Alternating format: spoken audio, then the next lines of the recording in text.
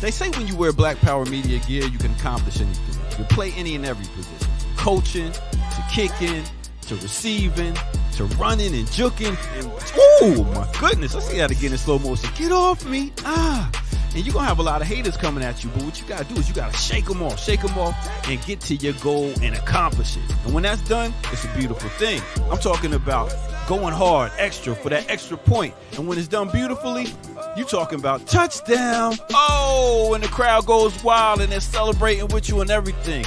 Man, let's see that again. Nice. Black Power Media, baby. That's how we do it.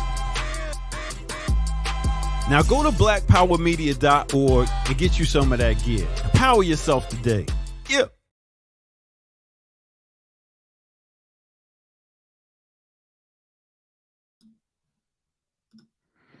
Yeah. What's up, everybody? Greetings. Good morning. Welcome to Guerrilla Intellectual University right here on Black Power Media. I'm Jared Ball, joined by my main man, Kalanji Jamachanga. What's up, sir? And I believe Dr. James is at least voice only. She, for the moment, is virtually audio only, if I'm not mistaken. So good morning to you, Professor James, Dr. James, everybody. Greetings. What's happening? Good to be here on this wonderful Monday morning. Where else would we rather be than here at GIU? Right on. Yes. Shout out to the remixers, and make sure you have alerted whoever is in your networks to join you. Don't be stingy. It's about to get good. Definitely. So with that, there's a couple things happening. So I know is that background alerting us to something coming up on RSTV? What's that? Your background. My background? Yeah. No, it's just I'm stunting. Just a stunting. Okay, right. But yeah, we can say that, in due time. Let's just say that. Okay, right on. Well, my background has me creeping through the jungle, through the forest in my Guerrilla Intellectual. That's how I perceived this morning. And then later today, I'll be back at 2:00. We're going to update some discussions we've been having around Marx and the Africana studies and liberation world. It's some new information, but some new stuff sent my way. We're about to have some fun today. So we're going to talk about what Marx owes African people. People keep talking about what African liberation owes Marx, but I've been put onto some work that is flipping that upside down a little bit with a look at.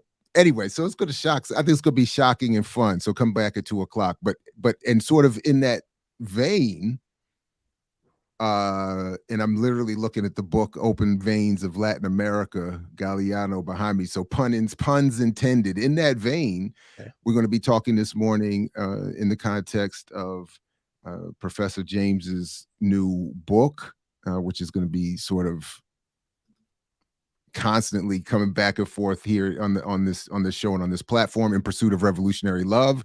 We're going to be talking with one of the contributors this morning of 2 chapters to that book about all these related issues: Black liberation, the interaction of Black people in struggle with Marx and Marxism and socialism, and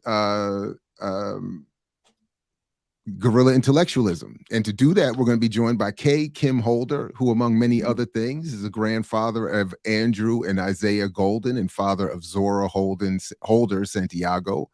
Born in the struggle for justice, Holder joined the Black Panther Party Harlem branch at age 12. He earned his doctorate from the University of Massachusetts Amherst, concentrating on African American studies and multicultural education, working extensively to document and analyze the rank and file organizing of the BPP. As an educator, Holder seeks to develop pedagogical tools to be used by and for marginalized populations. So when his camera comes back on, we'll know he's ready and he can join us in just a minute. There he goes. He had to get the fly background together. That's what it was.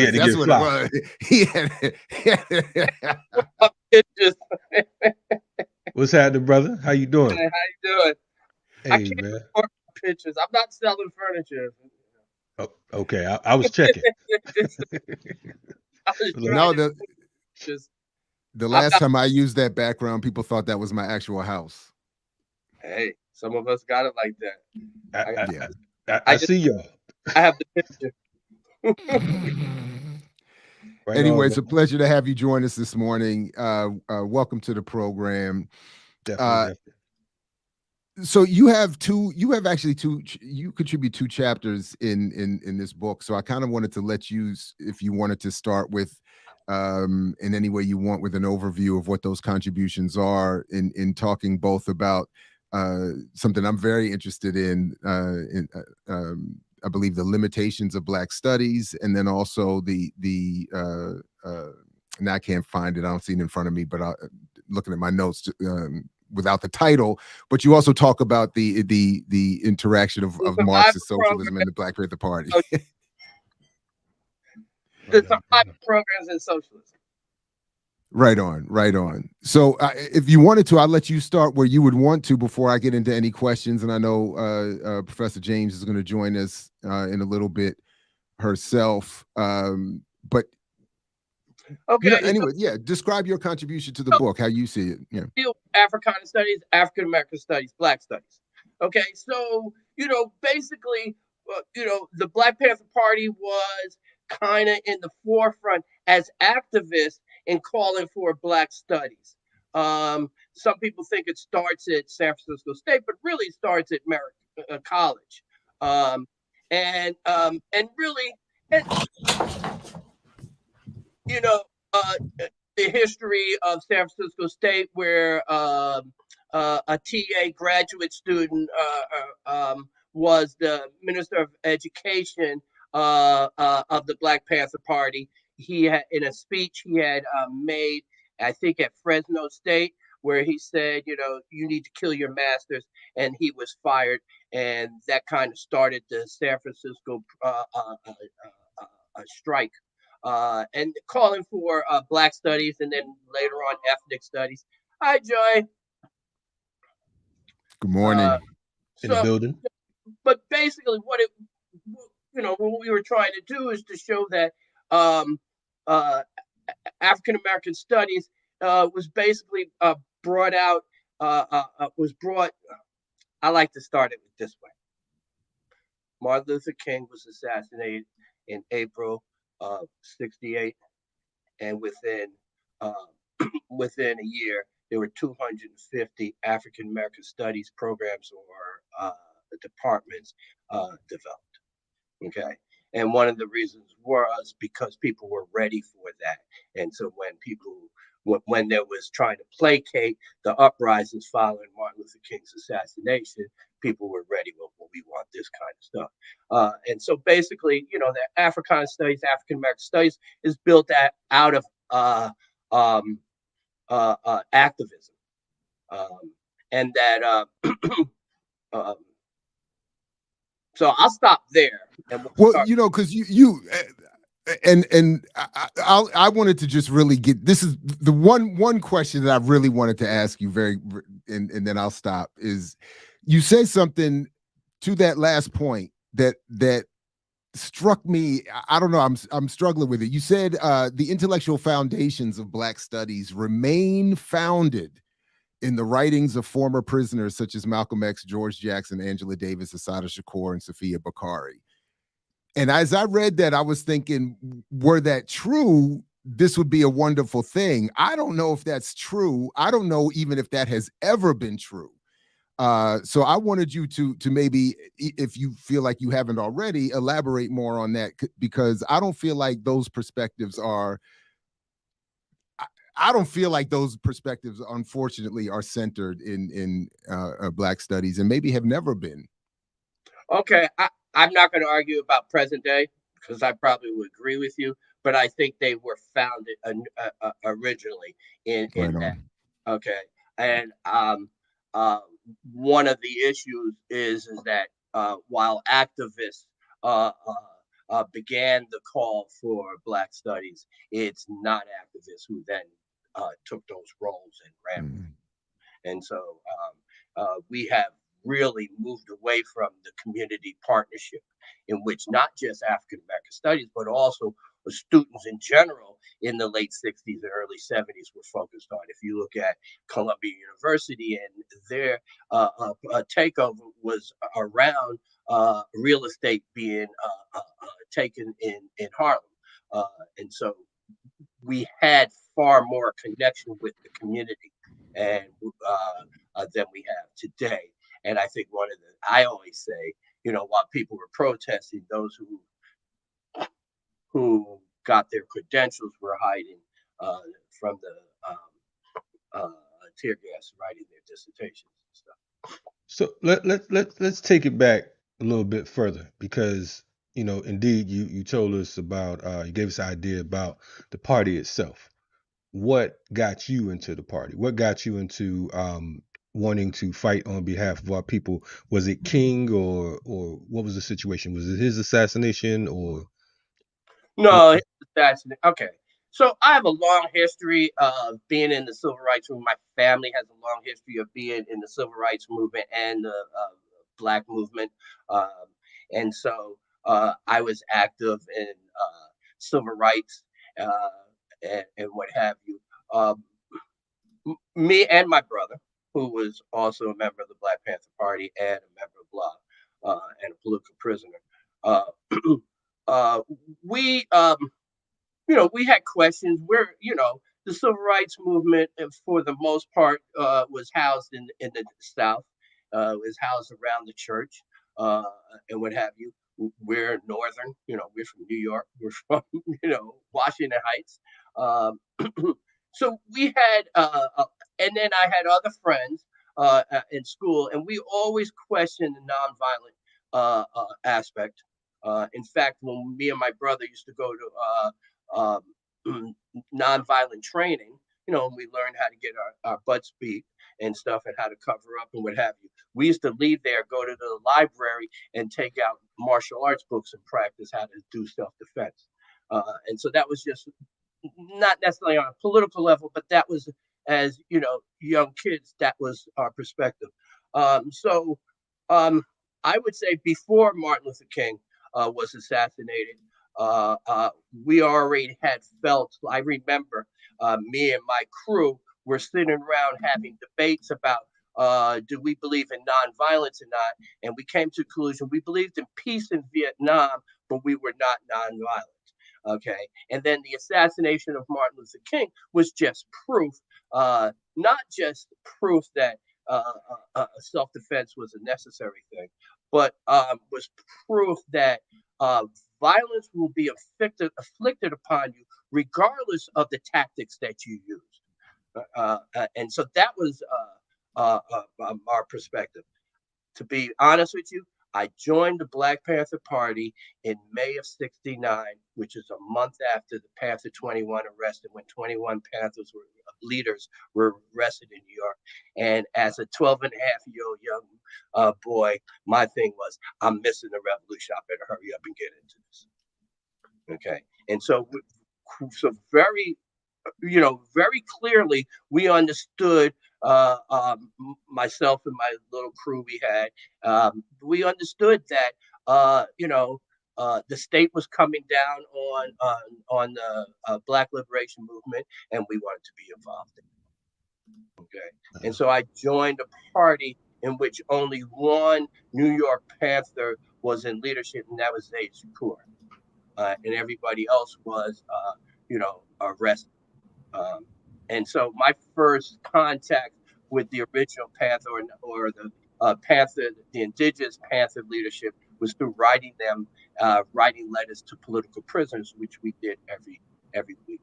So, for example, I got to know Jamal Joseph because he was the youngest, so obviously I'm going to write to him, and he wrote me back. So I knew him before he was released on bond and stuff, and so I already had a relationship with him. So can we also, go back in terms of your family, right? So both your parents were members of the Communist Party USA. No, I'm just no, thinking. my No, father was a member, my mother was not. your mother was not. Your father was. Okay. And then your mother introduced you at a march to King, right? Or is that not? Well, yeah, there was a protest, a run for equality from the George Washington Bridge to D.C., and King was there. Dinkins, Dave Dinkins, who later on became the mayor, was also there.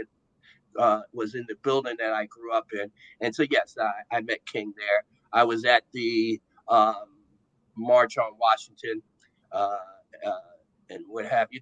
Those things. I mean, to me, I knew who King was. It didn't really faze me that I was meeting him and what have you. He was a nice guy, and what have you.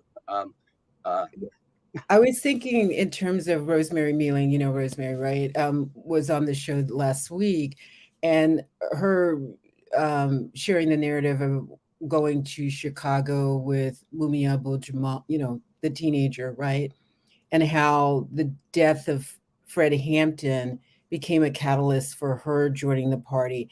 And I don't know if anybody wants to talk about this, but and maybe this is not relevant to Guerrilla Intellectual, don't know, but just thinking about trauma and how these assassinations become catalysts for people to make different kinds of commitments or take different levels of risk. So I was asking about King because it's somebody that we can see him on the TV, but then you actually meet him in a march, but that was not a catalyst for you. No, my catalyst came so early, and I kind of feel gypped because I call myself a red, black, and green baby as opposed to a red diaper baby.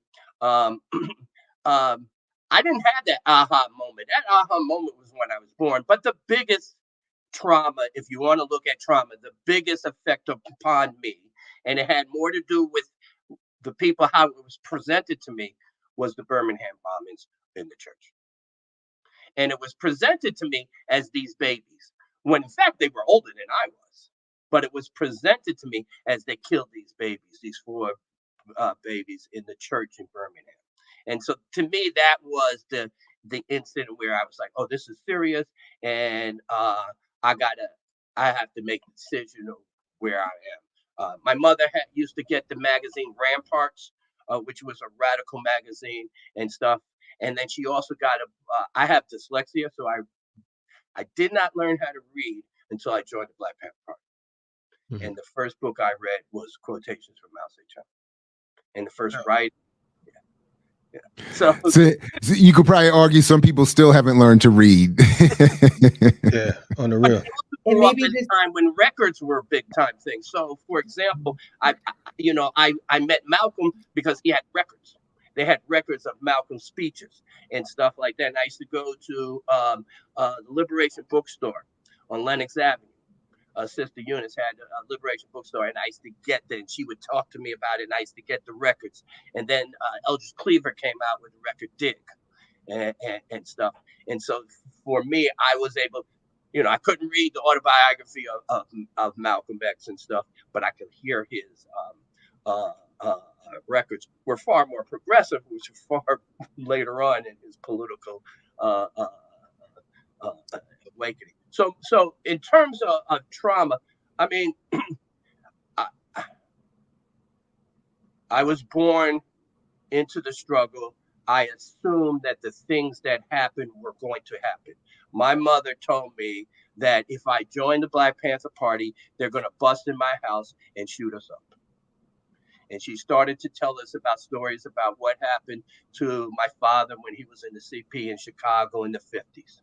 Okay. And so I was quite clear on what I was doing, and I was going towards that to make my stand in the struggle. That wasn't deter me. And it wasn't just me. I had a crew of people, and my brother also. I mean, it was us, and we made the decision. Yeah, this is hell. This is rough, but we're going to go and join this and take the place. We're going to, 21's going, we coming in.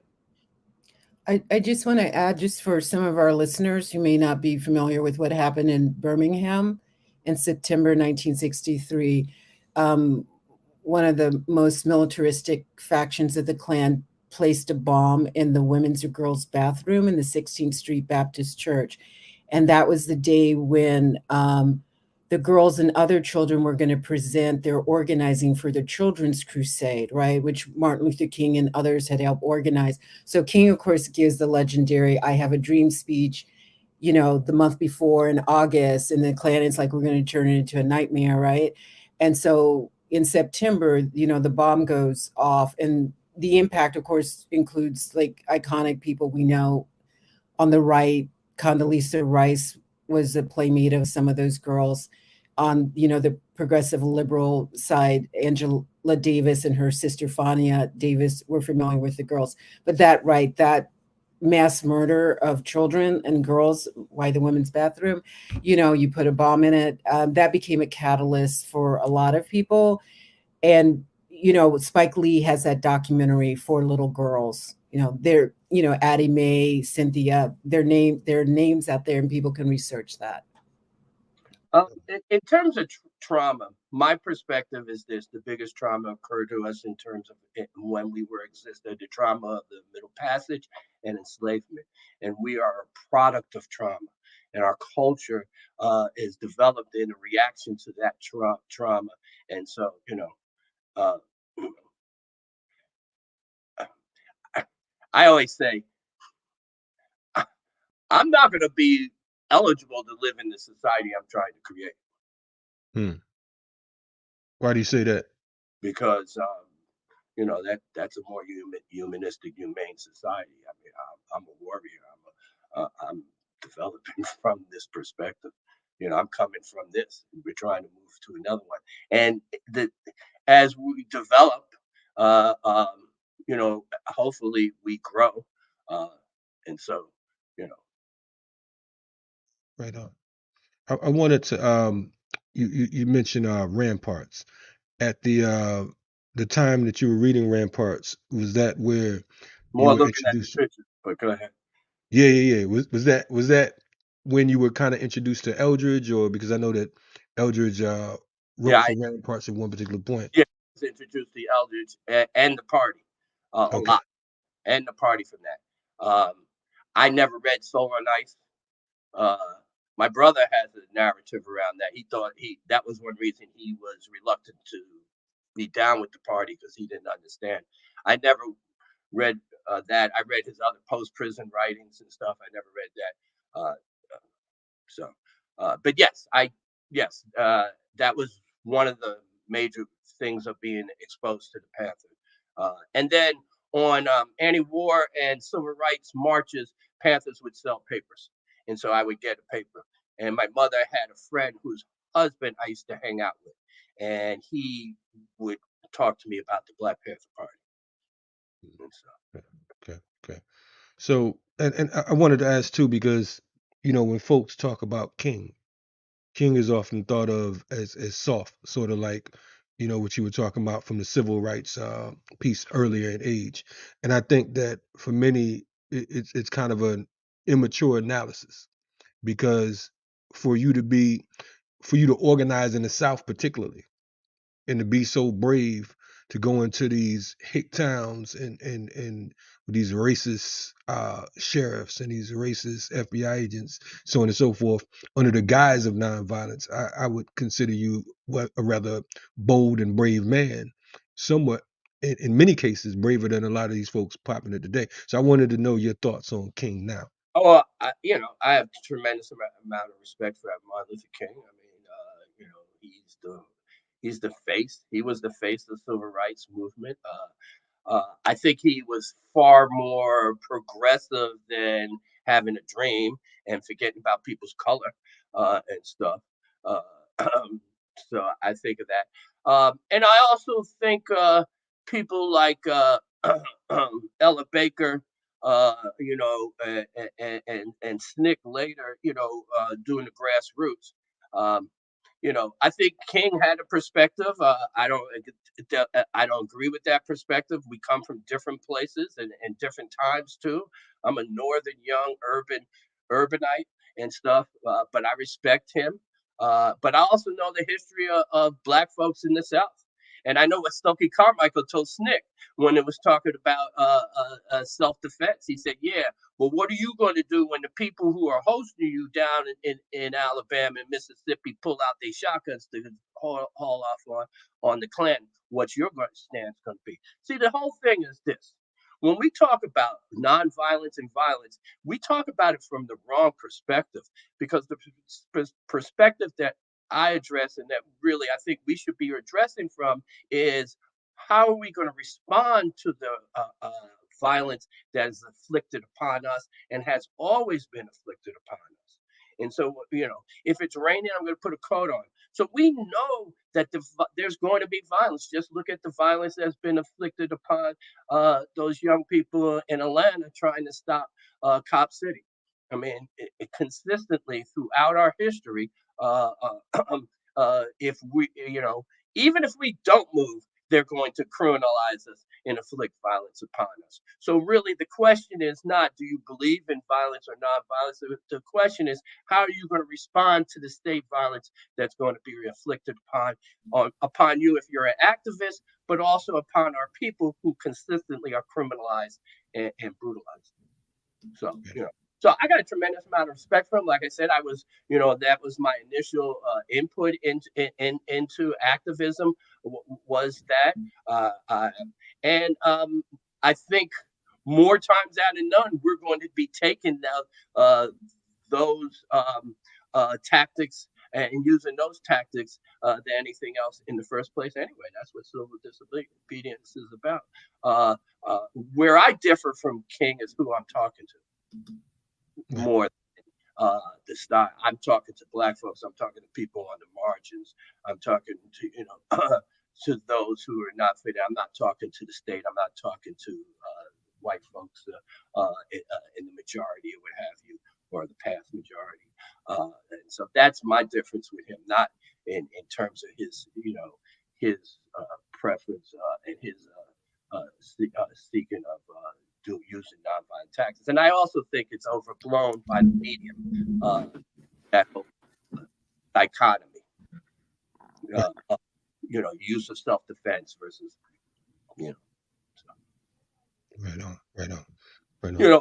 I find it interesting that over this last birthday, I hear all this media stuff about Martin Luther King, and I didn't hear the word Black people once.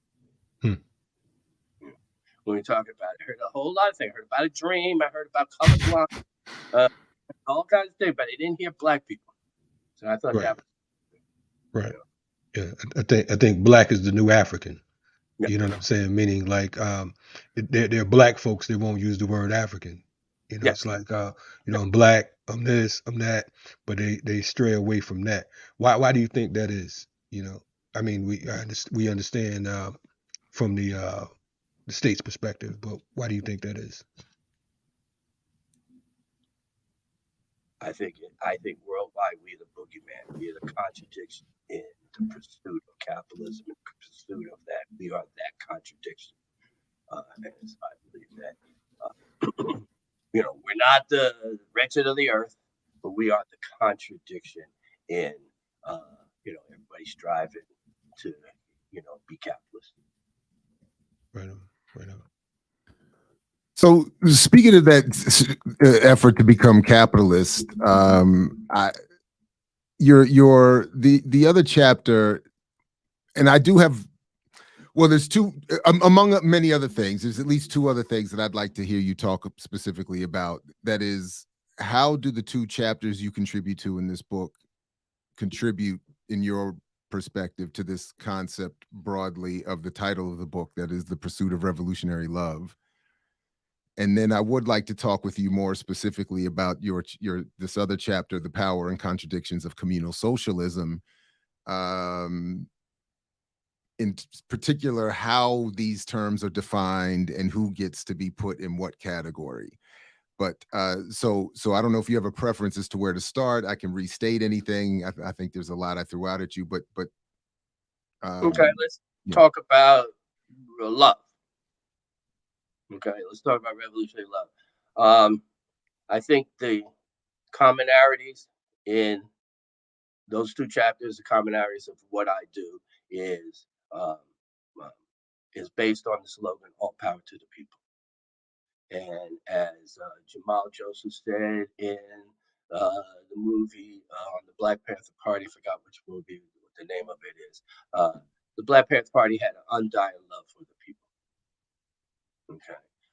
So let's start with the one on Black Studies. Okay. Black Studies doesn't mean anything unless it's connected to the people. And while we can't speak for the people, we can create avenues for the people to speak for themselves and create that platform. And so I think that it's an act of love that we basically commit class suicide in terms of our careers and align ourselves with the people of it, and never forget that that's where that is. So that's where, in that sense, um, where I'm coming from. Ask me questions. No, so specifically then, I mean, when you, specifically in this chapter on the power of power and the contradictions of communal socialism, you open up one by defining what democratic socialism is, and then you talk about some more of the popular famous figures and the differences in their approach. That is specifically Bernie Sanders, AOC, Ocasio-Cortez, that is, and Cornel West. I have felt, for instance, that all three of those, in different ways, as you point out, have largely, but to me, collectively, have been used largely to promote a popular and, I think, unfortunately limited view of what socialism is and can be, and how it's been connected to particularly more radical movements, for instance, like within the Black Panther Party. Could you talk about what you've done here and to what extent our interpretations overlap, and if I've read your chapter here correctly, but what is it that you're saying about those three figures, and then as you go into the chapter, what the Black Panther Party was doing with those politics, or at least similar names, nominal politics? Yeah. That chapter was written by myself and Joy for another book, which was, what's the title? I'm really An Inheritance for Our Times, and it's an anthology, and it was supposed to come out, right, it came out later, but it was supposed to try to have an academic impact on the election when Sanders was running his second campaign. Mm-hmm. So reflection on the election. And so what we tried to do was to take, okay, what is the conversation around socialism? And we're so anti-socialist, so anti-communist that our conversation, public conversation on socialism, starts at this very rudimentary, low level. And so I agree with you, but that was where socialism, and half of the people that we mentioned, I think don't even have a real true understanding of what socialism actually is.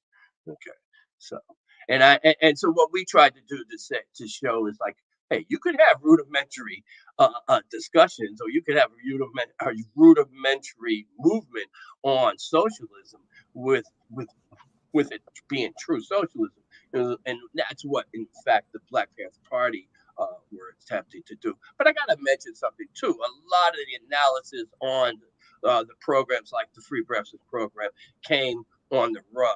And when we started the Free Breakfast program first, and then we came up with the political justification for them. And I want to maybe just throw in, Jared, sort of repeat what I said. This was supposed to, kind of skew some people towards Sanders, and hopefully it would do something with the election. It was good faith effort.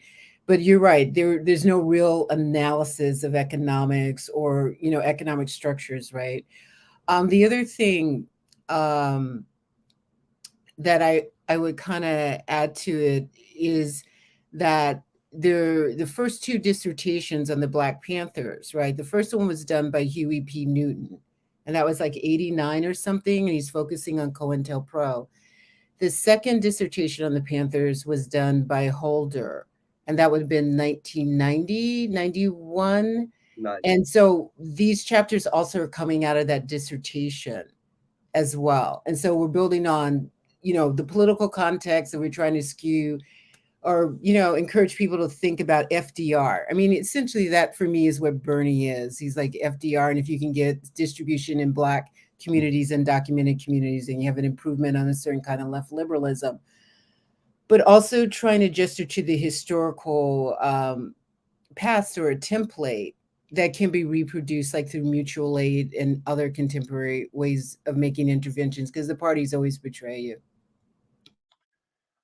I like to say something. My mother always taught me that FDR was the biggest anti-communist. Sorry, I couldn't. Your mom FDR was who or what? That FDR was the biggest anti-communist.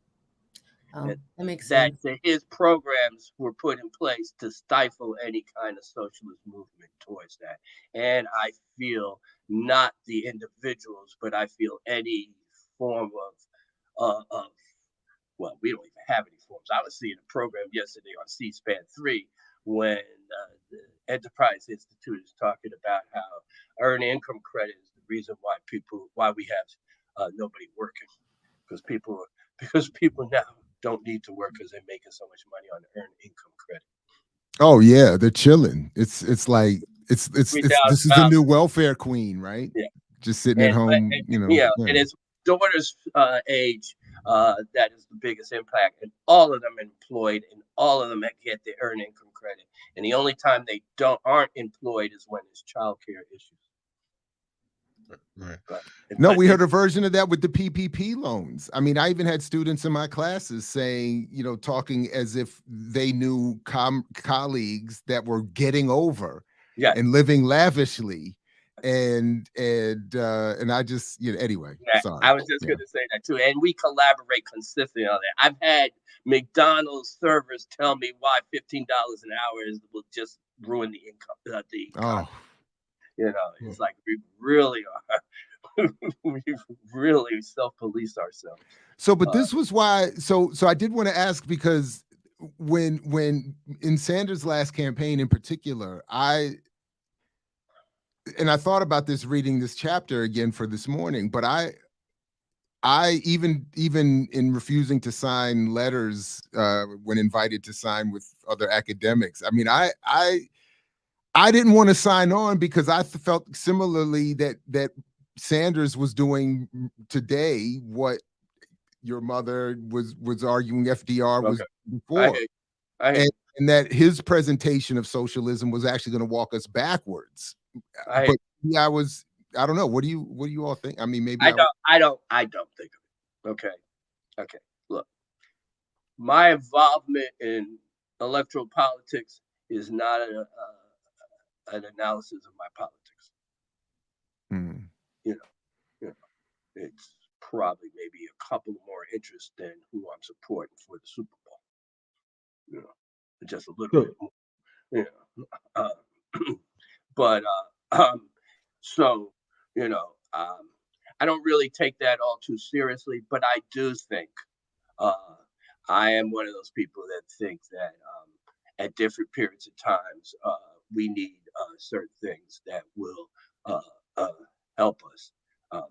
The difference between now and then is there's no movement that they're trying to dissuade, and our people we need some more time. They need some more breathing room in order to be able to organize and stuff.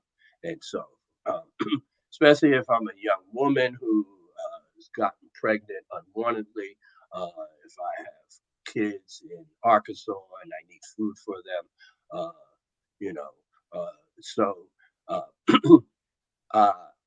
what I so in talking about my personal politics and then electoral politics, I put a firewall between those two.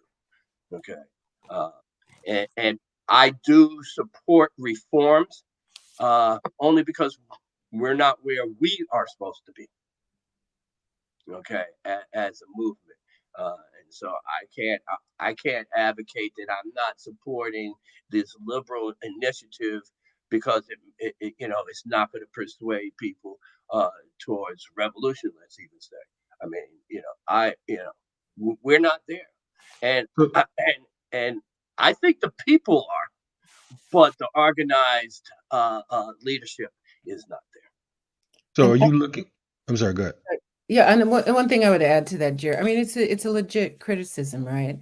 And I remember that letter because I was asked to sign it too. And then, unlike you, I did sign it. I thought it was too little, too late, right? And I also want to know where were these folks like in the first campaign in 2016, where you could conceivably push Sanders further left because he didn't even think he would blow up like that.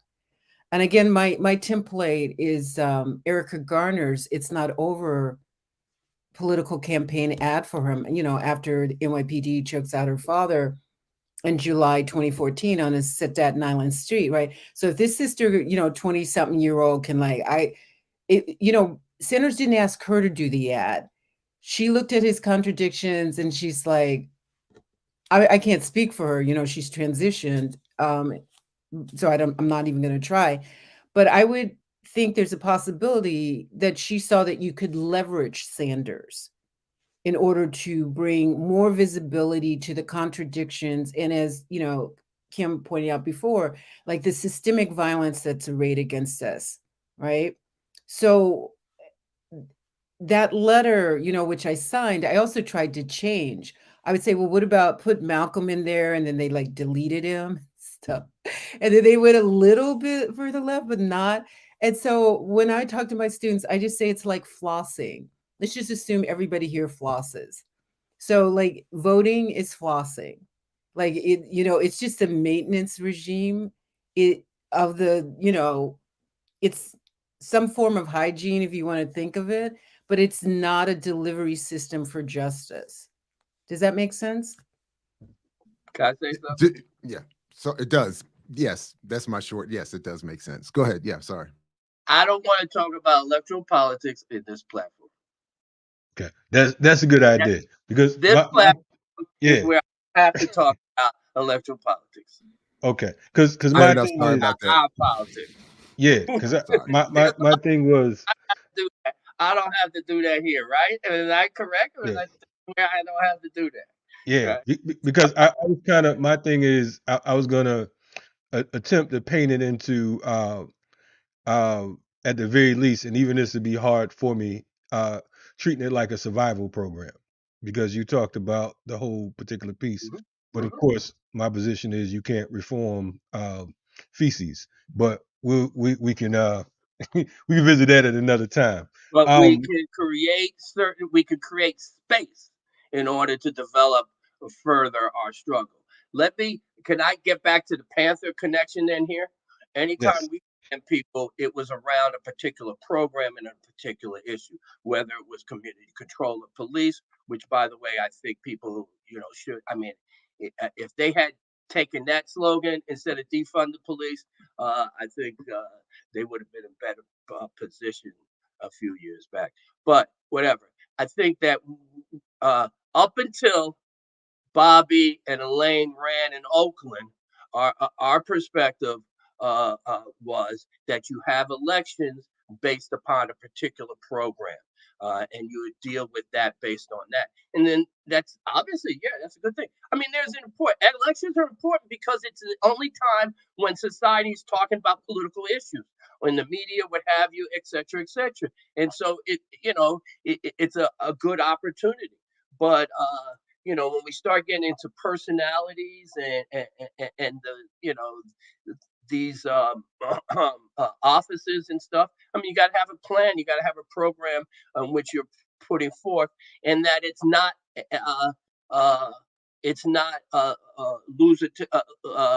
loser gets nothing. I thought, well, that's a whole other thing. Like, I don't want to talk about electoral politics, but there's limitations to it, but it can be used as a tool. Right. I want to ask, just going back to your piece in the in pursuit of revolutionary love on the limitations of Black studies. You quoted Paulo Freire when he said, washing one's hands of the conflicts between the powerful and the powerless means to side with the powerful. And you said he emphasizes the non-hierarchical ways in which communities teach each other and with each other without professionalizing the sharing of knowledge and ethical action. I wanted to tap into that, the whole professionalizing the knowledge and sharing of ethical action, right? Um, being that you come out of the party, and right now, of course, you've worked in the academy. I wanted to know, what do you mean by that statement? Like for folks, that are grasping or trying to grasp that idea, what does that mean to you? Just from what particular angle? Okay, before I even go to that, let me make this statement. There is no such thing as a revolutionary professor. I could be a revolutionary and a professor, but I can't be a revolutionary professor. I agree with you. Okay? Yeah. I work for the state, and in fact, I may do a lot of good. I may educate people. I may work and nurture and interact with people. I provide a lot of resources that could be used uh, in the community and what have you. But the reality is, I'm not even sure that I'm coming on top in terms of my profession, because on the other hand, I'm proof that their system works. We even got Holder talking that crap. We even got Ball talking that crap. We got James talking that stuff. And, this shows that we're the greatest thing. Uh, so I can't remember what your question was, but in relation the relationship of the university, uh, I think even if you look at the first article, if we look at the initial thing, uh, we need to tighten our bridges or build our bridges with the community. And if we are truly progressive, uh, we need to refocus outside of the community. I mean, outside of the university, and uh, focus ourselves in the community. You know, uh, uh, uh, um, you know, our books need to be published in our community. Our accolades need to come there. If I have a doctorate, it means something to me, but what it means to a lot of people is not. I'm certified as a smart guy, kind of thing, and that shouldn't really mean that much to us. Okay, Right. you know, Yeah. So I think what I was really getting at was actually further than, I mean, I wasn't really, and I phrased the question wrong when I was talking about quoting the piece around professionalizing the sharing of knowledge and ethical action. We see that in quote unquote movement spaces. So beyond, the academy, yeah, I'm saying like right now we're looking at a time where you can be a paid activist. yes, You understand what I'm saying? Where you can make millions of dollars based off the blood, sweat, tears, the suffering and the struggles of a people, yeah. not just the party, but our afflictions and suffering, so on and so forth. So I wanted to know your thoughts on that because of course, as a teacher or a professor, yes, you should get paid. This is what pays your bill. So I wasn't really on Yeah, that that's particular two tip. different. Yeah, that's two different. Yeah, that's two different things. I was Yeah, shocked when I was working in New Orleans after Katrina, and I was offered a job. I mean, that's how naive I am. So I'm not even talking about the kind of pay that you're talking about. People get millions. I was just shocked they offered me a paying job. You know, right. I was oblivious to that. So the concept that uh, that I could center myself in my career or and be a revolutionary or a progressive is showing that you're disengaged from the masses of people, from what we consider the hood, the people, and so you know. Um, I don't want to call people names. I mean, that's just not. Um, you're getting paid. So it obviously affects you. I always tell my students when they're getting ready to do something, don't include me. I'm an employee of the institution. So don't tell me your plans until it's already happened. I got your back, but don't tell me I'm an employee. Okay. No, you down, blah, blah, blah, blah, blah. Let's be clear and stuff. I think we're not clear on, our jobs, our careers, and our obligations as movement activists and stuff. I think those are two different things. And just because I write about something or just because I talk about something does not make me an activist. And if I don't have connections to real people that are struggling, much different, at a much more basic level than I am, then I don't really have a right to consider myself an activist. One thing I find to be interesting is, you know, um, I'm not interested in fighting for the rights of professors. I even criticize students when they start exclusively fighting for food pantries in their campuses and not including the masses of people in pantries out in the community. And they're not building the hood gardens and going out into the community. I always tell all the people I'm dealing with, you may feel like you somehow or another that you're not getting your due, but you're still privileged compared to what other people are doing. And if we're not doing that, then I'm not interested. Right.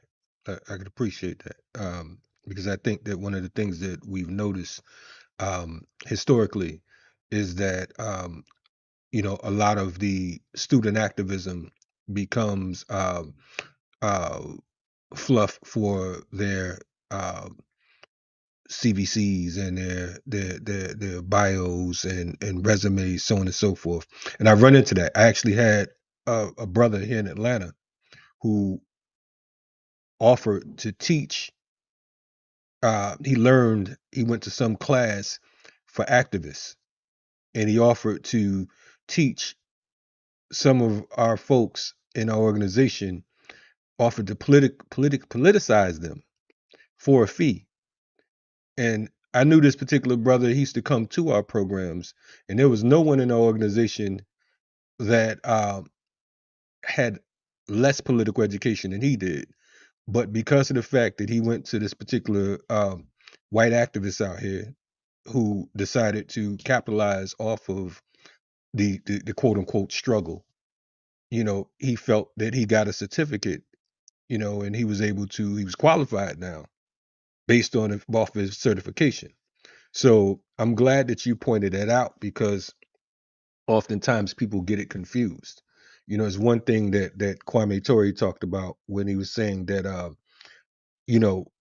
when we're talking about the first black this and the first black that, so on and so forth, your quote unquote accolades belong to the people, because you're literally standing in their blood. Folks talk about standing on the shoulders. You have blood on your feet from from those who came before us, who were beaten and hang and and so on and so forth. So I'm glad that you pointed it out, because we get confused into thinking that we've arrived or we've advanced, and that's a European construct. Yeah, we got, we have resources and tools that can be useful in the community. But, let's be honest, the first education is not us educating the masses, it's the masses educating us. One of the things I do with my student activists who work with me or have worked with me in the past is we'll go into a community where we're working or we have some kind of thing, and I'll have them just sit on the corner and just observe. I have them work in the garden and just listen to the people and stuff. I have my graduate students. I give them a budget that maybe a single parent have and say, "Can you make this work?" I mean, I think as middle class academics and potential academics with the students, that we have a lot to learn in terms of the people. And I would, yeah, and just to add to what you're both saying, or at least the trend in some of the colleges and universities that are, they're flush with monies, right? The community engagement offices have replaced, the knowledge of organizing that comes from the community or comes from the family. And so that becomes a form of capture.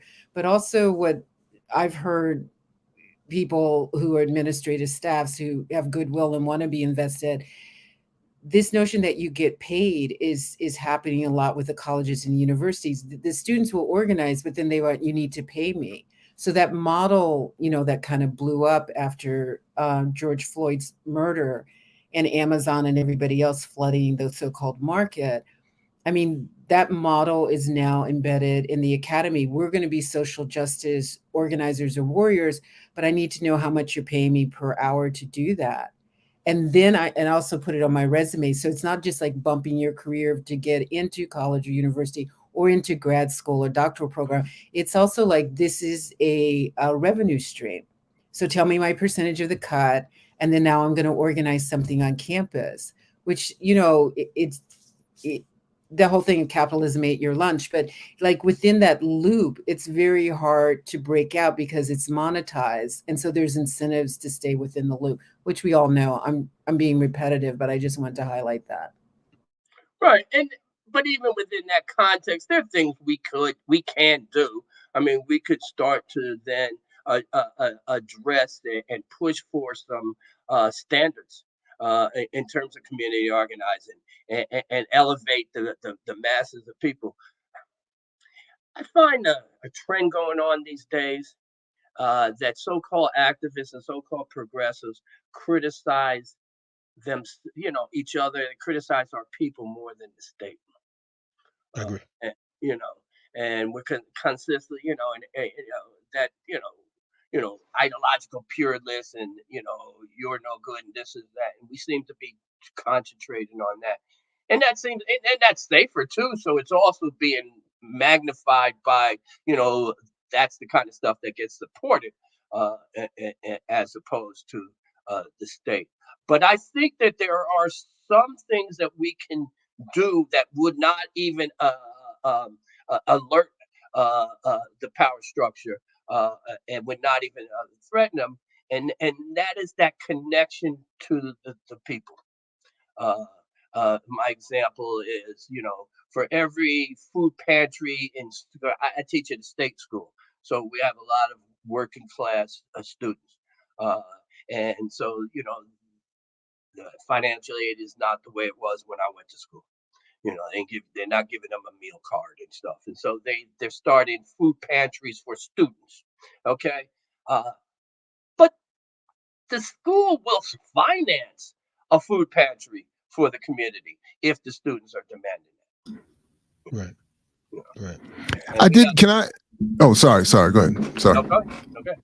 No, I heard what you just said a second ago about the criticizing more of each other and ourselves and the state, and I felt a tinge of defensiveness, admittedly.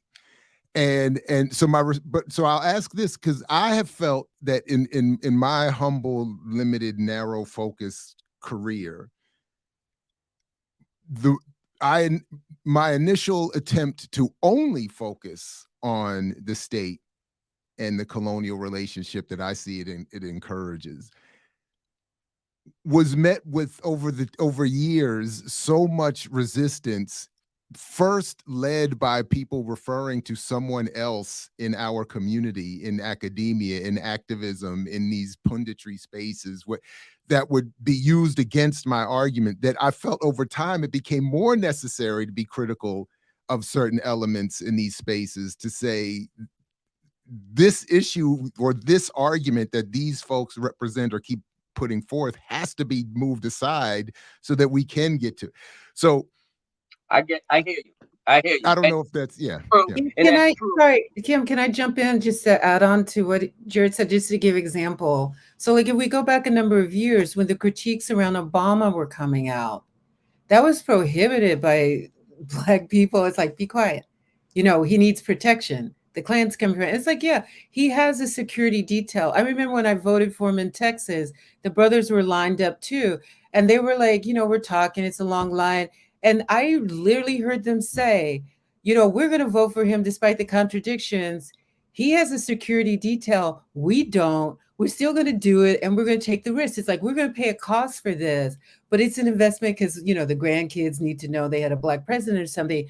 But I think just starting with the critique of Obama was totally prohibited by any respectable, black intellectual. So I just want to echo a little bit of what Jared said. Okay, one more time. I don't like talking electoral politics, but there's plenty of. But there is a way to do this without you could. I mean, there's ways we could address this. I remember I was working with Cynthia McKinney. I told her I'm not going to the projects telling these people not to vote for Obama. I'm sorry, I'm just not knocking on each other's door. I'm not doing that. She started cracking up. But all right, but there is a way that we can do this and attack the presidency. Okay, but that's not my point. My point is that sometimes we get into arguing with each other and we lose perspective. We need to go to the hood and find out, do they really care that those people said that about us? Or is this really about just our circle in which we're doing this? Because what we start doing is then we start getting into that academy argument. And we're just arguing in the academy, and then the people in the hood don't even, it's not even relevant to them. So let's be careful on that part, and be, if we keep ourselves focused outside of the academy and keep ourselves engaged in, what the people are talking about, and that's kind of hard. It's harder to define the people than it was in 1960s or 70s. It's kind of hard to define what the masses are and what have you today. But that's why we have to start developing platforms and organizations and collectives that are housed outside of the academy to help us with perspective too. We're being attacked by our colleagues and people we have worked with or could have worked with or did work with, and we could get involved in that and lose perspective and stuff. So and I want to say something. And sometimes when we don't do what you're saying, we leave it open for them to then bust ahead. So yes, you got to stomp on people, keep them and stuff. But but I still think that we get caught into having this private conversation. Well, Kalonji, I'm sorry, real quick, Kalonji, I'm sorry, because my only real, at this point at least, my only real interaction with the hood are my students who come from all of these hoods, right? So, and they're the ones who will bring into me, Dr. Ball, I don't want to hear about this socialist stuff because I saw Boyce Watkins, I saw 19 Keys, I saw, whoever on CNN or MSNBC, some more popular pundit or academic who they're not actually reading per se or studying per se, but they just get that messaging. And then here I come with this, no, Black Studies isn't so-and-so on TV, it's George Jackson, it's Sophia Bakari. And they're like, Okay, so we got to get better. We got to get better. All right, so that's it. So I just got to get better. I hear you. Right on. You're right. You're right on. I hear you. No, we got to get better at presenting our stuff. I mean, hey, it may take, some stuff, some doing, but so I know, Kalonji, you want to jump in. Can I? Yeah. So, but there's a class divide here that I think we're not discussing. Like, even though we're all academics, if you're thinking about socialism, like, going past democratic socialism, there are people who want to be embedded in capitalism, even, as petty bourgeois. And so this language about a certain sector of Black communities who want to work for the state, or as we're talking with Rosemary, people who both genders, all genders, who want to work for empire, that seems to be difficult to express unless we also have a class critique. And I'm sorry, Kalonji, I know you were in the queue. Yeah, all good. I just want to say real quick, first and foremost, we're not all in the academy. I'm not in the academy. Let's say that. And when it comes to the hood, my quote unquote office is in the hood, right? So, the reality is, I know people, that know me, that I deal with and build with. Some of them, might not have the same size or pair of shoes on. You understand what I'm saying? There are folks who are victims of chemical and biological warfare who are walking around cracked out, doped out, whatever. The reality of my organizing is seeing $5 prostitutes. You understand what I'm saying? I'm saying, like, real life, this is what the price is, and you have these white boys who we have to chase out of the community coming through there for whatever it is they're trying to do. But I also want to say that, and I'm hearing what you all are saying, but where does Mao fit in when we're talking about combating liberalism? Because I think that it's important that we don't just allow certain things to fester for the sake of not upsetting or poking the bear or the beehive, right? So when it comes to that on the ground organizing and dealing with our people, we can't just say, okay, well, I don't want to piss the folks off who voted for Obama. I have relatives that voted for Obama, so I understand that. But at the same time, I recognize him as a war criminal. I recognize that more folks were bombed under his reign than in any other presidency. Drone attacks, so on and so forth. So how do we deal with those contradictions because of the fact that there are different levels of contradictions? You know what I'm saying? But our criticism is important. It doesn't have to be antagonistic. We can deal with constructive criticism, but how do we deal with it in a way to forward the movement? Because there will be no movement. Because we keep saying that there's no movement. There will never be a movement if we don't put our foot down. So I and wanted to know your thoughts on that. point out the contradictions correctly. Yes. But there got to be a purpose for pointing out those contradictions that have to do with elevating the movement, elevating the people, as opposed to taking them down. It's a matter of perspective that, from my point of view. Right, but not to cut you off. So I'm just telling you about a woman who has 3 children and has a size 7 shoe on and a size 9 shoe on. You know what I'm saying? And those conditions exist for a reason. So if you're over here and you're getting $90 million donations, am I supposed to be like, okay, you're part of organization X, so I'm cool with Joe Blow over here, so I don't want folks to see those contradictions? There has to be. I think that part of our issue right now as a whole is we've been, to a great extent, almost making excuses or enabling.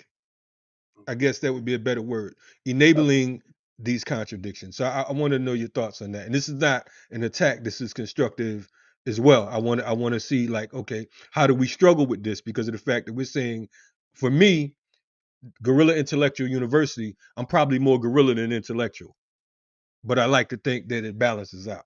So I'm trying to figure that particular dynamic. All right, so I don't know if I'm more than the other, but I do know I am not an academic intellectual. So I'm basically, I was hired in a teaching college. I teach, and whatever intellectual stuff I do is outside of the academia. So I'm not, invested in like most of my colleagues are. But to answer, to address that, I think the highlight of the mismatched shoes sister, that needs to be our focus as opposed to the $90 million people. We need to focus in on that mismatched shoes and where those resources come in here. Okay, and so we need to do. Okay, but I want to echo a bit of what Kalandri said, or let's call it a dialectic. Why can't we do both, right? Like, to the extent that people receive a lot of money, it was based on the we concentrate on our inter-career conversation. I Okay, don't know what that means. What that does that means mean? that we concentrate on criticizing our peers as opposed to doing the other part. And we could say, well, they highlight that conflict and not the other one. We need to make sure that that is highlighted.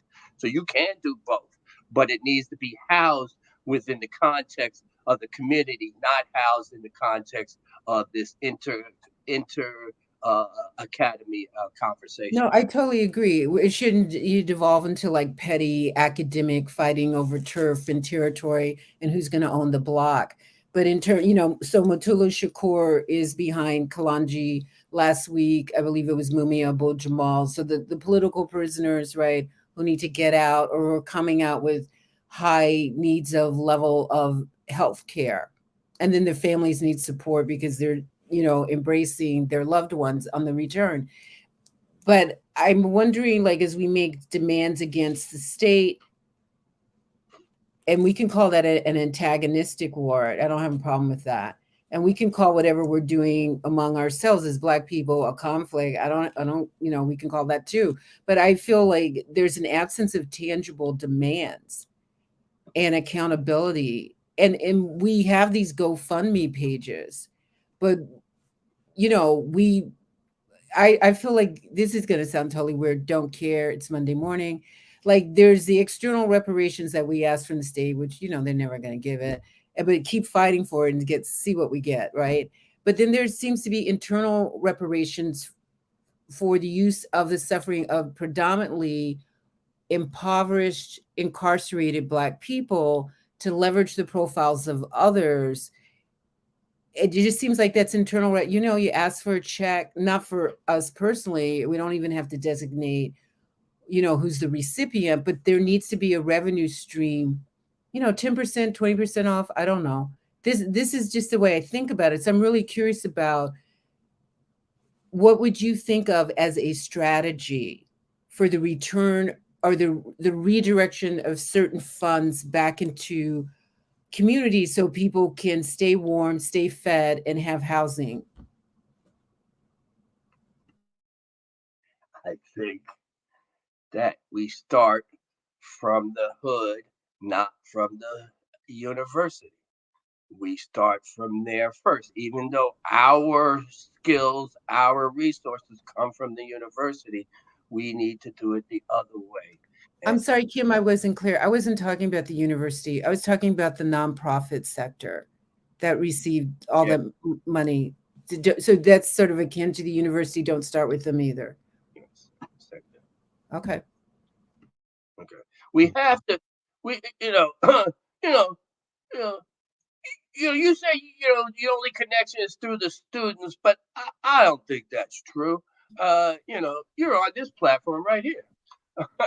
you know, Well, I mean, and you're well, if you're talking, sorry, my bad, Garth. good. No, you don't have to defend yourself. I just think that you're more in tune than you want to say.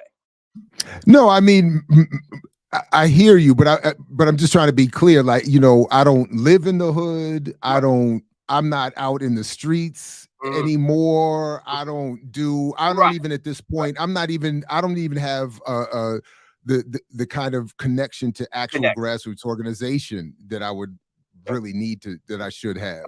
So I Okay. just try to be So some of honest that. and Okay. clear about where I don't want to, I'm so saying. when yeah, Oh, go ahead. so That's it. I would be out there anyway. Okay, I'm getting old, right? So I'm out there, but yeah, maybe maybe we need to tighten our grassroots connections and stuff like that. Maybe we need to start thinking about how we create programs where we're sending our students in to learn, within the community. And I'm going to have to take a break for a second and plug my computer Oh, in. good. Okay. All right. Yes, yes, yes. Right on. Definitely appreciate this conversation and the 2 chapters he's contributed to in the book. And when he comes back, I definitely want to ask about his point in the chapter of demonstrating socialism, when he talks about the Panthers and other. Yeah. You're muted, Joy. Sorry. Yeah, it's like whatever. This is the book. How do you do this? This is the book. It has 10 contributors who are podcasters. I think part of BPM, right? Two Black with Ryan, who are Black Miss podcasts, and it's a collective endeavor. I tried to get everybody's name on the back cover, but the publisher said no. But yeah, okay. Welcome back, Kim. So I don't, Kalonji, were you wanting to jump in, or did I jump ahead of you? My bad. No. Go ahead. So Kim, sort of to the point that, well, all of the points you've been making, you talk a lot about in this chapter, on communal socialism, the contradictions of communal socialism, about demonstrating socialism and how the Panthers did so well at just demonstrating as opposed to lecturing, teaching, or trying to whatever. So I was trying to quickly think about how that would work for me and those of us in academia, but just in general, I don't know. I would want maybe for you to talk more about what you were saying in the chapter and maybe how we could apply that beyond what you were saying in the chapter. Go ahead, Kalonji. My bad. So let me jump to the second part first. For example, I'm outside of Philly. My brother was arrested with Maroon Schultz. I have a lot of connection with that family, so I did a lot of work with the Schultz family around Russell Schultz, his case and stuff. And so what I did was I brought students from South Jersey into Philly, and we worked in a communal garden. And actually, the Fresh Prince, the playground he's playing in the beginning, in that school, I forget the name of it, but in that school, there was a maroon garden there. We worked on the garden there and stuff, and then that elevated to advance to starting a garden down further south in Jersey, in a community where the police killed a resident and stuff. And we organized around community gardens in that sense. I believe food gardens are the new breakfast programs and stuff. So there are ways to do that. We're far more, interactive these days and stuff, and stuff in terms of. I know that there's things where people, in rural areas are producing foods and being distributed into urban areas. I mean, there's all kinds of stuff that we could do. So I think that I also like that. What do they got, those community refrigerators? I like that. I'm not so keen on giveaways. we got a fridge. We got a whole community movement builders connected fridge community stories line happening. Kalonji might want to chime in on that at some point too, a little bit. Those are really good ideas. I think those are really good things. I'm not as up on food giveaways, because we're not welfare service, and that's not what we're trying to do. We're trying to lay down examples of socialism to show people, one, that the resources are here, and two, that they can be empowered to create institutions that can deal with their basic needs that will rival the state's ability to do that, which we move towards, developing a revolutionary society. So that's it in terms of contemporary stuff. I think there are a lot of things, but the key thing is, I don't like to use this term, but I can't figure out another term right this minute to use. But we got to develop things like community builders do. I'm very impressed in Atlanta as well as in Detroit. But we have to develop stuff that's going to empower the people, that the people could take about. Everyone talks, I keep on hearing in these movies and these books about how many breakfast programs the Panthers had. We didn't want any breakfast programs. We wanted the people to take over the breakfast programs. And we wanted, it wasn't about us doing it. It was about laying down an example and then the people take it over. One conversation that Joy and I had with some other people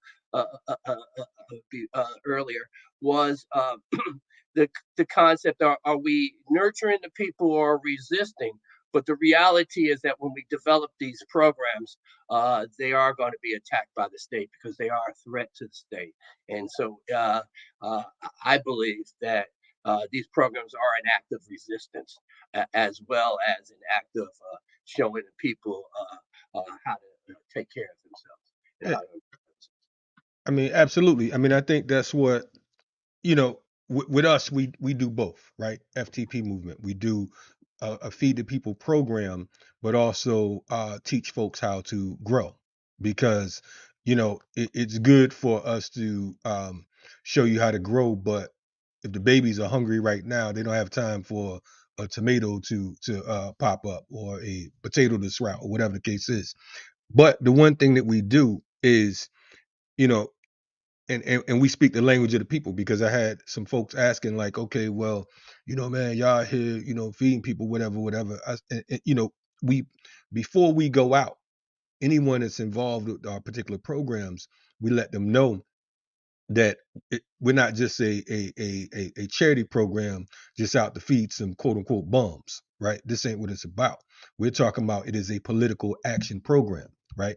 And I think that's what the survival programs that you all put together were about: survival, and pending revolution, right? So we're talking about a raft to get you to dry land, right? So it's not the love boat. We're not gonna, you know drink wine and eat cheese on this raft. We're trying to get to safety. And I think that if the programs are, if the political education is at the forefront, then we'd be clear. And that goes back to what I was talking about in the quote unquote hood, right? You have these urban enclaves. This is the reality, you know.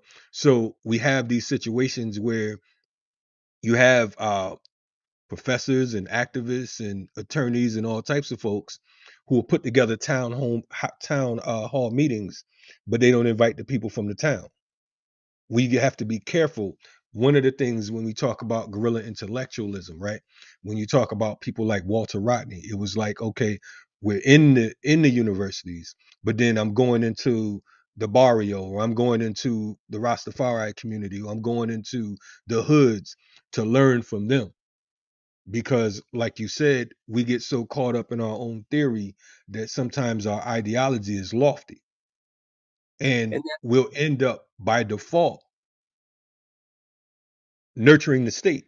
yes, You know what I'm saying? So, just yeah, wanted to I agree with you 100%. And that, I feel, is the job of academics, is that we have to devise the tools in order for us to bring people into the hood. But I like to be cautionary too. When I yeah. first came down here and had this institution, they had me working in Camden, and they had me working in this real corrupt. They wanted they had some thing. They were gonna renovate the projects, but it really was a scheme to get contractors money.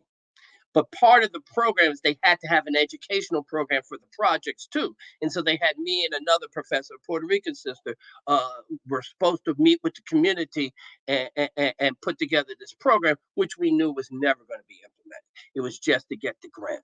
Okay. And so we met with the community, and no one knew how to talk with the community except me. And so I had to be careful.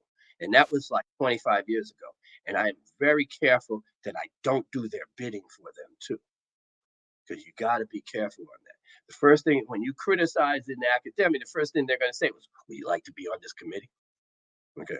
So while we need to develop those tools to be able to talk to the people, to be able to, but to me, my thing is that we need to build bridges so that people can talk for themselves. Yeah. Okay. And need to bring, but we got to be careful that we're not doing that for the state. Right. And I think that's the best, when you talk about the people speaking for themselves, that is the power of a George Jackson. That is the power of a Deruba and so on and so forth, because we're talking about folks who come out of quote unquote uh, gang culture, for lack of better words, right? You're talking about folks who came in, the Malcolms, so on and so forth. Those are the people. And these are the people that it's kind of weird because we quote and we exalt and we mention the folks who come up out of the muck and the mire, but we try to deny access to those who are still in the muck and the mire and pulling folks up. That is why, I stress not being called uh an academic, because I feel like when we talk about the whole class struggle, right? We're talking about classism. So instantaneously, as you mentioned earlier, you said I'm not a revolutionary professor, and shout out to my man Balagoon, who often talks about, either you're a revolutionary that happens to be a writer, or you're a professor that happens to be a revolutionary. It's not a revolutionary happens to be a professor, but it's not no I'm a revolutionary this or I'm a revolutionary that. It's either you are or you aren't, and that's the reality of it. So I think that part of what we must do collectively, those of us who, and I'll unite with the word educate, right? Those of us who are educators and who live to politicize, we have to make sure that, like you said, that the people are at the forefront. This whole vanguard mentality has kept us, you know, pretty much where we are right now. So now you have nonprofits who claim to be more grassroots than you and I.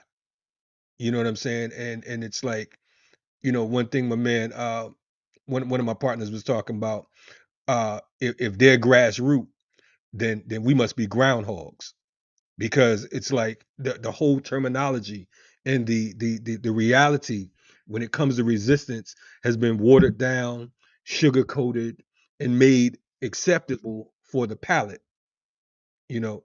But we have to be strong like straight whiskey. All the mixed drink thing that don't count over here. You know what I'm saying? So we have to figure out how can we collectively come um to points of unity that we can utilize and become one. So there is no separate situation, and there is no, I'm over here and you're over there, because automatically, we're divided out the gate. So how do we become, as guerrilla intellectuals, one with the people? The only pushback I have with Rodney is uh not him being one with the people. I know he talked about something along the line of going to the people and pretty much becoming the people. You have to be the people. You have to definitely, some of us are there, and I don't live in the hood, but I work in the hood. You understand what I'm saying? And I make sure, for my own sanity, so that I don't my balloon don't float too high Mm. and I forget what's really happening over here. So I lose touch with reality, and I'm thinking that, because you'll end up blaming the people. We'll adopt the language of the state, adapt the language of the state, and we're like, okay, well, if you just pull yourself up by your bootstraps, if you just go to school and graduate and do such and such, then you will arrive and advance. So we want to be, keep that clarity. I Uh, want I wanted to bring up some other examples of people in the hood. I like to bring up some work that Joy James has done, like working with the mothers of kids in Chicago and in Brazil, and dealing with Erica Gardner and those people. I think that also, we don't always have to live in the hood to be able to provide voice for those in the hood. You know, so that's an important thing. The concept of class suicide, or in our case, career suicide, is not suicide killing your career. It's about where your allegiance is and where your perspective is, and we got to learn how to listen as opposed to be talking. because we do have a lot of stuff that we do know. We have a lot of, and many of us have a lot of action that we have done, and we really have to listen to and learn how to listen to the masses, which is a different training that we get in academia. Yeah, Right. I would sort of echo what, all three of you are saying, right? I mean, in a moment with Rodney, Walter Rodney, I think it was How Europe Underdeveloped Africa is one of his key books. But also there's always this state is warning us against radicalism. It's not a warning. It's like blood on the Right. ground. I mean, Rodney dies with his brother, in 1980 when they put a car bomb, in their, obviously in their car. And so there's this legacy to be explored of what it means to be a guerrilla intellectual. And it won't be tied strictly to the text, right? And he is a professor and he does teach in Africa and he teaches in the Caribbean. He teaches, I think, also in Canada. But so, thinking of Rodney, thinking of Cabral, thinking of Motulu Shakur and others, I want to go back to a question that's already been on the table.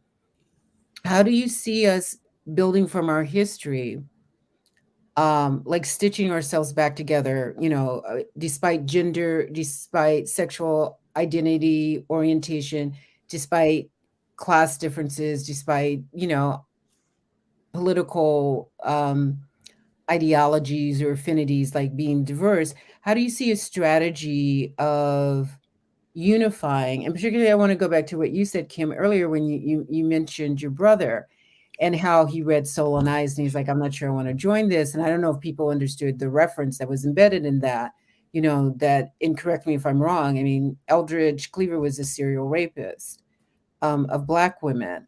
And so that will definitely, like, I'm not sure I'm going to join that party, right?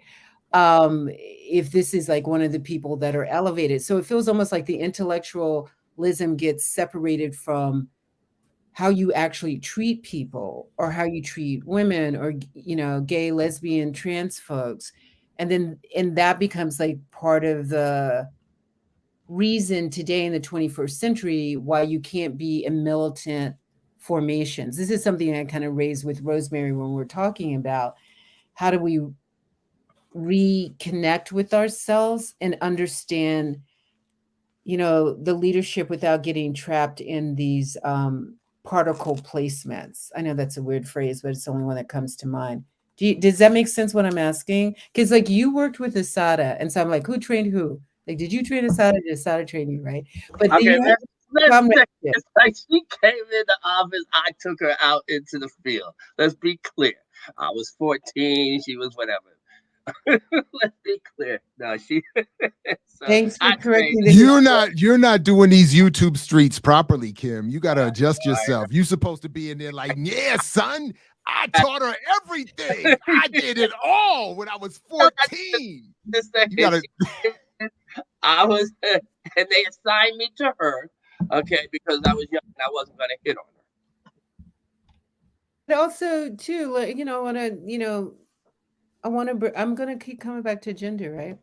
I mean, Okay, you also knew Gloria Joseph, worked with Gloria Joseph, Audre Audrey Lorde. Lloyd, yes. So how again, it's women's leadership, but I don't want to make it a package with a bow on top because it's complicated. Sophia Bukhari, Yeah. right, who we brought to Brown, like with that conference with Frank Wilderson and folks. So We joined the same. excuse me. Go ahead. I joined just a couple of months before Sophia. So Sophia and I worked in the field a lot together. So what are you asking? The way I'm reading the room of my employment sector Mhm. is that there is everything has been fragmented into these like containers. Mhm. Like the guys are over here, the women are over here, LGBTQs over here. Now it's certain kind of people are supposed to lead, but this notion of community is fractured. Mhm. And I'm wondering from the historical to the contemporary, what strategies do you I can only give historical. That's for young folks to define.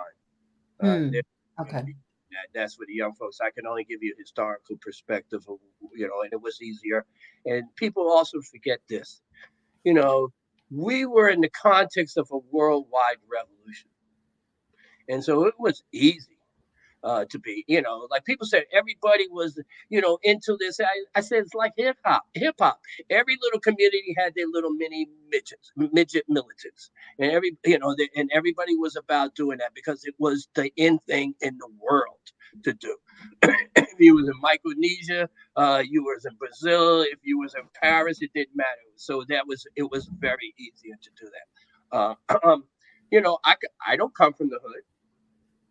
I place myself in the hood. You know, I grew up in Washington Heights. I placed myself in there. I made sure I worked in there. I worked amongst the people and consistently looked towards them for my direction. Now you got to interpret, you know, and stuff. But it's where you're going to house yourself, and it is a class analysis that you need to have, and you got to be. And this is the thing, and this is where I think people aren't necessarily looking to be comfortable, though some people are. People are looking to be part of something that exists, and they have a hard time creating. So what Kalanje is doing, that's hard because where are you getting your accolades from? You know, I get a PhD. People think, oh, you smart, oh, Dr. Holder and stuff. Where you getting your accolades from? You know, people in jail. You know. Yeah.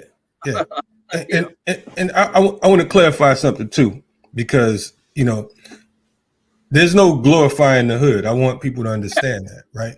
And again, I work in the hood, but let's be clear, I like nice shit. You understand what I'm saying? So, you know, I'm not in the struggle, I'm in the movement. I need y'all to understand that.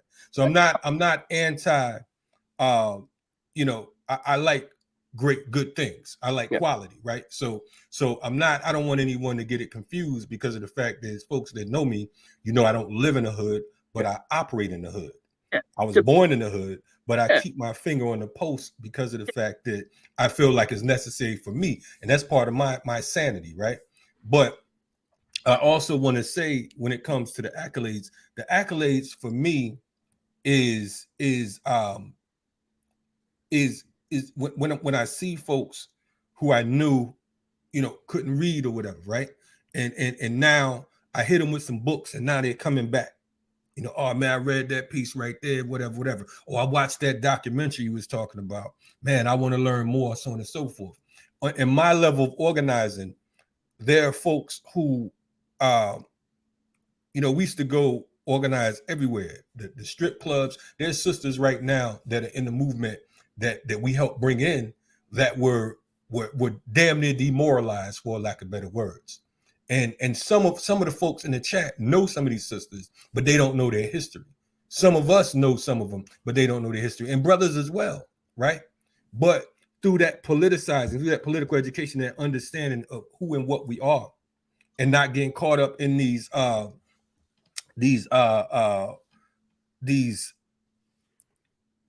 organizations that are these encapsulated organizations that try to keep you contained and to teach you that you should be poor and that you'll get yours after, you know, you die and all that type stuff, you know, or that it's a sin to eat or to live. You know what I'm saying? Then you know, we don't get caught up in that confusion. I always like to clarify that we have the right to self-determination, but not only self-determination, we have the right to live. We have the right to be comfortable, but not at anyone else's expense, right?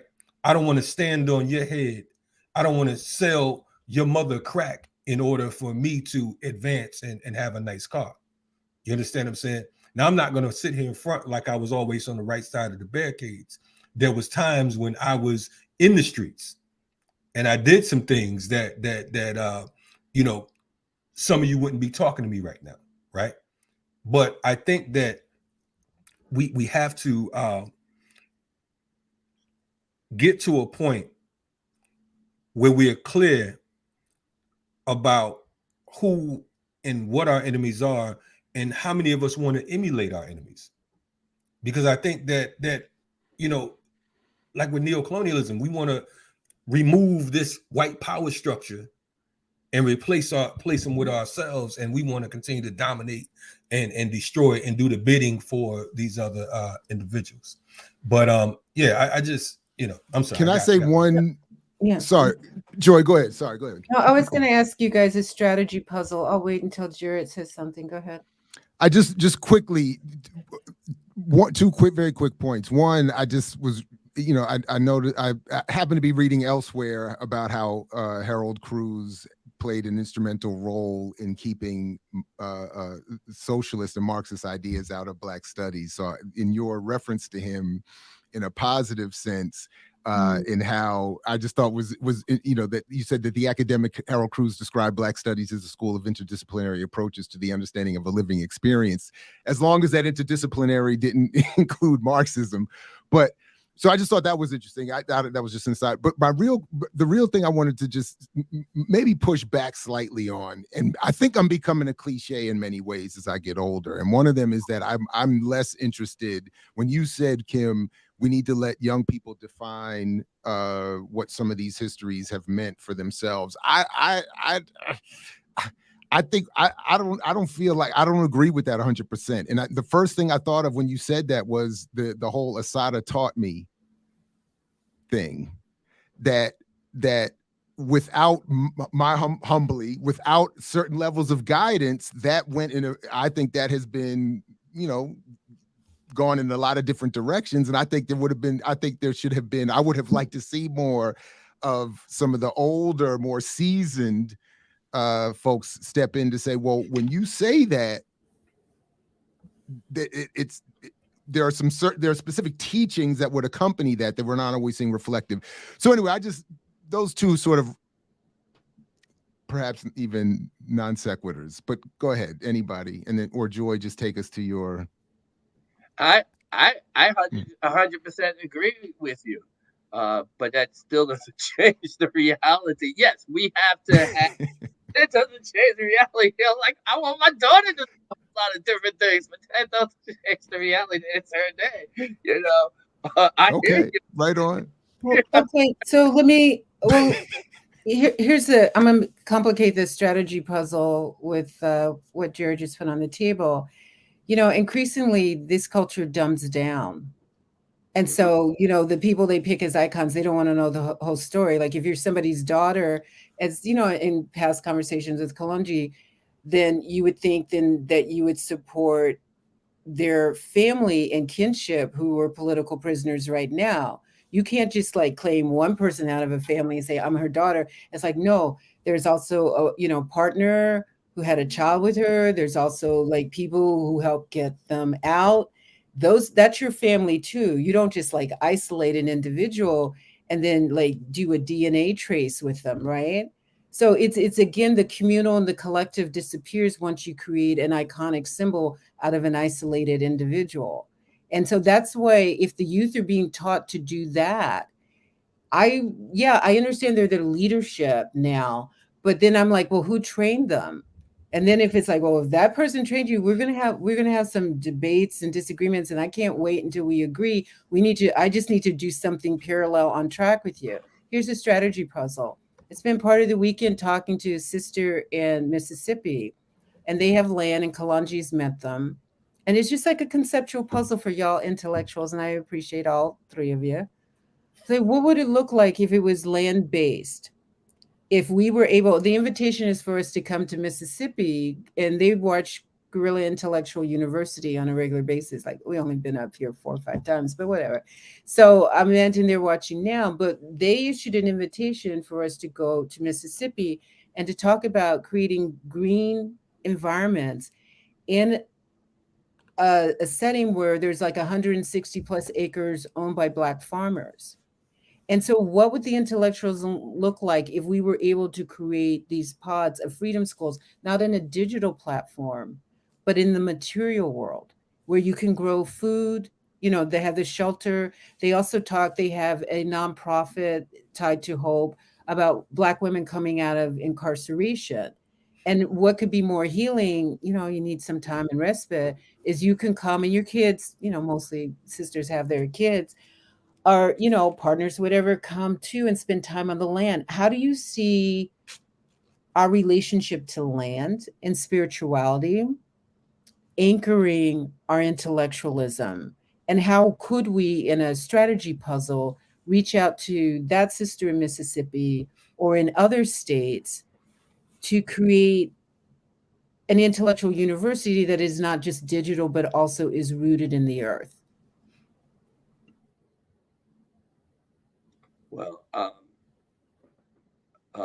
I think Earth is important, but I think we got Earth everywhere, and we need to, I think having those spots are good, and you know, we need to have them everywhere. But I also think we need to understand that Earth is everywhere. There's lands everywhere. Urban gardens. The whole movement to get rid of front lawns and turn them into gardens. Horizontal gardens as well. So Okay, so Kim, sorry, son, go ahead. Sorry, I interrupted you. I am leery of physical bases in this society, because what happens with physical bases is they get targeted and destroyed. So I'm leery of that. But I think a connection of that and the modern digital and the intertwine, I don't think it's an either or, but if we interweave the digital with having land bases, I think that's a good possibility. Oh, okay. One of the things I was thinking, because on February 6th, Felicia Denard and Janine Jones, who's one of our, crew collective here, we're going to talk more, not so much about the book In Pursuit of Revolutionary Love, but in some of the ideas. And part of it brings me back to the captive maternal. Like the fourth stage is marronage. So I'm actually asking about maroon camps. The fifth stage is a war resistor. So I agree with you, Kim. Anything you build, they come for. But I'm wondering if an oasis is different from having a garden in your front yard. And what does that mean even to have a temporary sanctuary where you need to protect it, but you could come back and forth into it? How does marronage and a relationship to land, not in our private housing sector or our apartment block, but in a zone that is pretty much all Black and rural, look like? Or is that really just a kind of wish list moment? I'm more concentrated on people's everyday existence and addressing that. I mean, like I said, I'm old school, and I'm I just leery of of bases and stuff, and I think there is and I am concerned. Where we are, like people, everybody laughs where I live. Very conservative, small town kind of South Jersey kind of thing. And I'm like, people live here too. Our folks live here too. And I'm concerned with our people where they are. And so, yes, I think those are good. But I also see them as temporary, not as permanent. I see them as examples. But I also see a hybrid. We're all old. I don't know how old you are, but we are definitely not this generation. And they are quite clear on having digital communities. And I don't know what the heck that means, but they sure do. So I think there can be a merge between those. And I don't think they see a separation between their digital communities and then, if we introduce a land base. I think like for myself, one of my daughters is an organizer, and she's heavy on the digital, but at the same time on the real world, touch the grass type situation. I think that what you're saying has some truth in regards to folks coming and all of that. But I think that part of the issue that many folks have is that they're too open and they broadcast everything, right? For organizations such as ours and others that we train and work with, we're not on land that we have. We're not putting up big red, black, and green flags. We're not, calling it certain things or whatever. It just is. And our motto is those who know don't tell, and those who tell don't know. In order for us to be effective, and I agree with definitely the urban gardens and so on and so forth, we have to build where we are. But at the same time, one of the things that Malcolm talked about is he said that every Black man should learn a martial art. And we expand that and say that training has to be serious because of the fact that they're building these paramilitary bases, such as what they call in Atlanta Cop City, which I think is a misnomer. It's not Cop City, it's a paramilitary training ground. And I think that we have to be able to, political education has to be a regular thing. If we're talking about growing food, we have to be able to have, our scouting programs. We have a scouting program called Siafu Youth Corps, which is a African Boys and Girls Scout program, training the youth in how to grow food, but also how to defend their land and their property.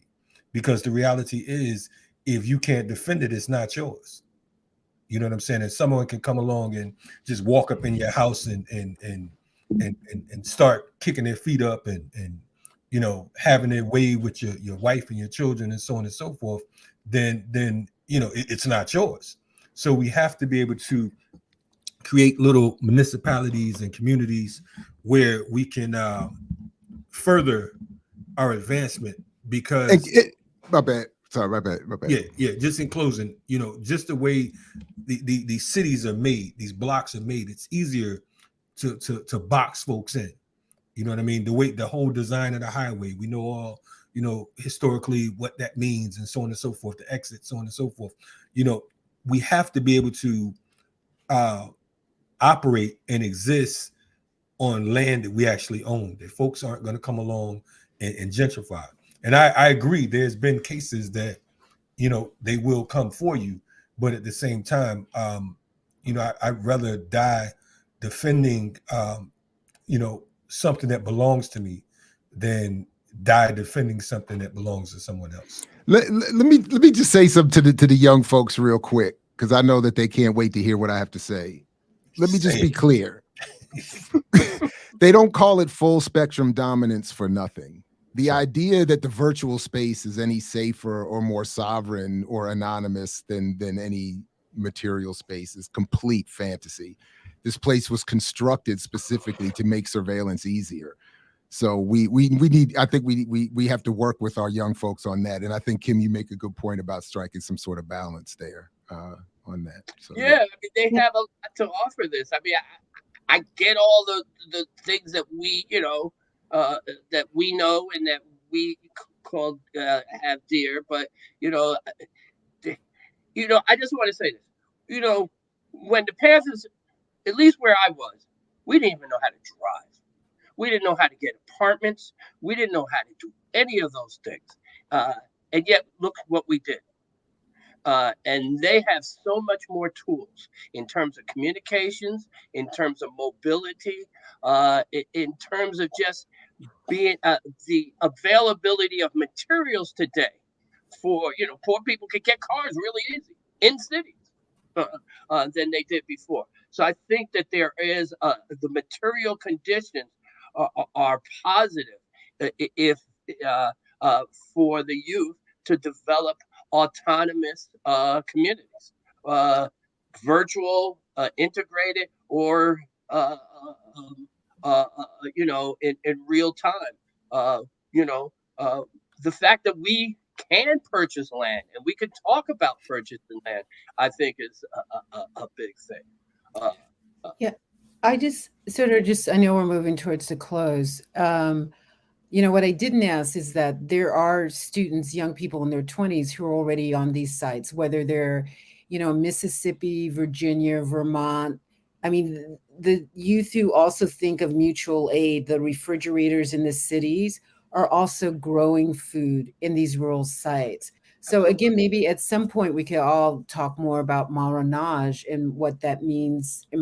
Maybe is it mystical or is it already happening? And we simply need to know more about what we're doing as an intergenerational endeavor. I also wanted, to throw in a couple of things right quick.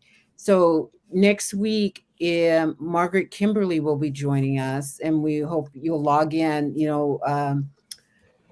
Black Agenda Report, one of the key editors, the executive editor of BAR, also comrade, partner of Glenn Ford, who you also know, Kim. And we also have some other things coming in the future that are just going to continue to flow in this conversation.